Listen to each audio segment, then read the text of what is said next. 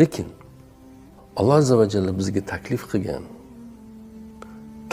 hayot tarzi bunday munosabatlarni mutlaqo rad qiladi.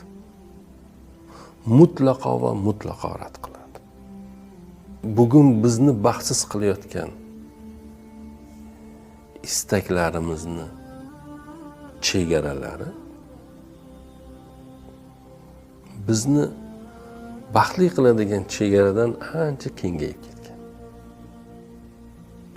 Biz ya'ni shunchaki bizni asosiy istagimiz yaratgan Robbimizni rozi qilish chegarasi bo'lganda edi. U chegara juda ham tushunarli. Biz bugun Robbimizni emas, biz bugun o'zimizni rozi qilish uchun. Ya'ni o'zimiz istaklarimiz o qadar ko'pki, Robbimizni bizdan istagan istaklari yo'q bo'lib ketgandek uni oldida. Bir eslab qo'yamiz, vijdonimiz qiynalib-da, namozim qazo qilib qo'ydim, bomdodga tura olmadim. Unday bo'ldim, bunday bo'ldim deymiz. Ammo shunchaki